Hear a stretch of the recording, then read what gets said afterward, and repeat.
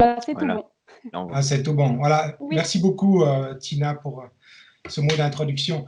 Eh bien, je vais essayer de remplir le petit mandat qui m'a été adressé pour essayer de reconnecter un petit peu ces réflexions autour du harcèlement sur des enjeux liés à l'approche systémique et à la collaboration interdisciplinaire. Je me suis permis de me faire accompagner par ce beau papillon qui non seulement est beau en tant que papillon, mais il incarne aussi cette idée de transformation. Parce qu'on l'a vu depuis le début de cette journée, que ces situations de harcèlement et la manière dont on s'outille cognitivement et pratiquement pour les traiter, eh ben, c'est une problématique qui est très en transformation, très mouvante et qui appelle une certaine nuance et l'idée de croiser les différents regards, les différentes approches pour en parler. Je vais aborder principalement trois dimensions qui nous permettraient peut-être de faire un petit pas de côté et de penser ces situations de harcèlement dans une perspective, et ça a été dit à l'instant, la plus collaborative et la plus intégrative possible. Donc penser aussi et se déprendre soi-même de nos propres préjugés, de nos propres préconceptions par rapport à la complexité de cette thématique. Égal à lui-même. Des confus. J'ai des retours dans le... Bon. Peut-être, pour aller de l'avant, se dire que aborder cette question de la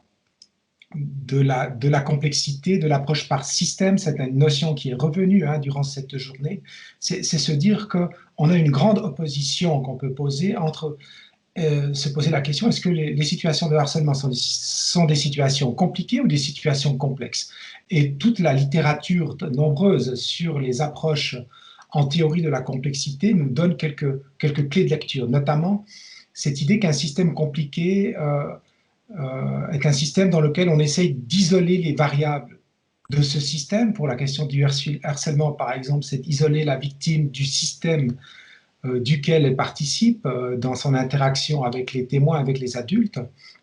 C'est de penser que chaque élément de ce système est autonome, qu'il y a des causalités linéaires qu'on pourrait reconstruire dans l'enchaînement d'une situation de harcèlement. Souvent, c'est de penser les choses de manière locale, de penser que le tout de ce système de harcèlement serait réductible, simplifiable à un certain nombre d'éléments et de comportements prédéfinis.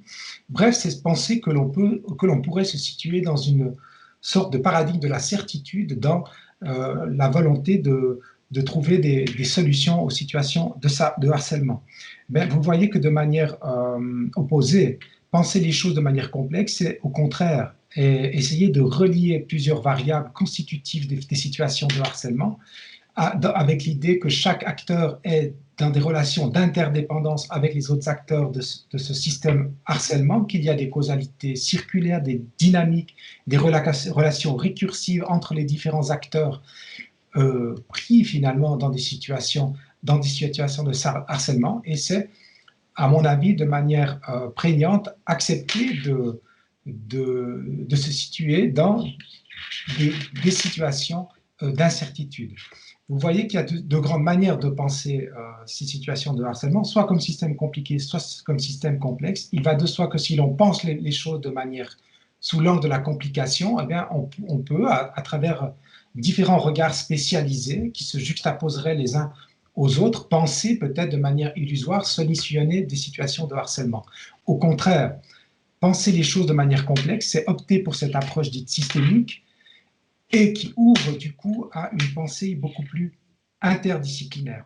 Et cette interdisciplinarité, j'aime beaucoup la comprendre à travers cette illustration tirée de cette fameuse fable des éléphants et de l'aveugle. Bref, cette idée que l'on a des visions finalement très hétérogènes sur les réalités que l'on a à traiter dans une forme de disjonction de nos regards sur les situations de harcèlement. Et puis l'essentiel de mon message avant de pouvoir remettre tout ça en discussion dans le cadre de notre table ronde, c'est que si l'on veut véritablement penser la complexité de cette situation, il faut sortir d'un certain paradigme disciplinaire qui lui-même est susceptible de générer des incompréhensions par rapport aux situations que l'on veut traiter. Et pour ce faire, véritablement faire la part à à toute la complexité de ces situations, à toute l'hybridité qui les constitue, hybridité qui est constituée par le nombre des acteurs et des actrices concernées par les situations de harcèlement, le nombre d'approches, de méthodes qui sont proposées. Et donc, il faut véritablement, à mon sens, essayer de penser les choses de manière très intégrative, très interdisciplinaire. Et pour ce faire, le mot a été lâché tout à l'heure, c'est de véritablement s'ouvrir à des pratiques coopératives, à des pratiques collaboratives. Donc la coopération, nos ancêtres déjà la pratiquaient, certes avec une certaine brutalité en l'occurrence, mais cette idée que lorsque l'on est isolé, on ne peut pas trouver de solution à des situations complexes et qu'il faut s'unir pour agir ensemble face à ces situations de ces harcèlements, avec cette idée de base que la collaboration est véritablement une pratique sociale, un bien commun que l'on doit co-construire ensemble, poser nos armes, poser nos représentations et nos stéréotypes sur la table pour essayer de penser les choses selon un nouveau paradigme interdisciplinaire et très ouvert à la complexité, un paradigme dans lequel chacun puisse faire valoir ses compétences, ses savoirs et s'ouvrir à la diversité des points de vue, faire preuve d'intelligence collective au sens où chaque acteur, chaque partenaire est partie d'un écosystème finalement et que nos différentes prises de position font sens dans cet écosystème. Donc il y a bien sûr cette intelligence collective qui est propre à ce travail interdisciplinaire, une intelligence collective qui fait que l'on est plus intelligent tous que seul dans son coin, de manière coopérative, émergente. J'attire aussi sur l'importance, bien sûr, des stratégies individuelles dans ces dynamiques collaboratives et aussi une petite attention à porter à ce que j'ai mis ici entre guillemets la bêtise individuelle et collective, parce que toutes les solutions ne sont pas nécessairement dans le collectif. Il faut, à mon sens, avoir véritablement une vision très interactive entre ce qui est de l'ordre des stratégies individuelles et des stratégies collectives pour éviter tous les biais de similarité et notamment les empêchements de penser la complexité qui sont souvent dus aux pensées conformistes.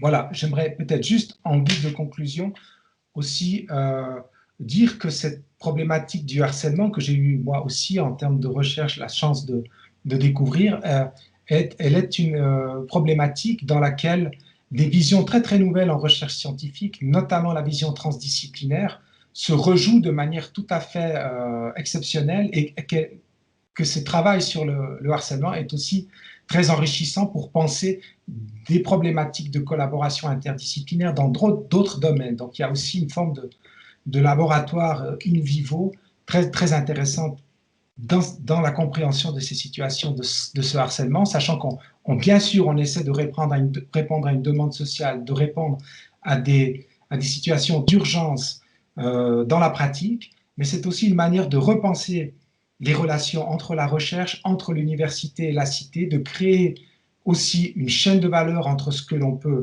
les résultats que l'on peut trouver en recherche fondamentale sur ces questions, avec des tentatives d'application. J'étais tout à l'heure dans cet atelier avec le PFL où ils essaient de développer des applications numériques pour aborder les questions de harcèlement. Donc c'est véritablement cette idée que l'on peut aujourd'hui articuler recherche fondamentale et recherche appliquée pour trouver tous ensemble des solutions les plus adaptées possibles à cette problématique brûlante du harcèlement.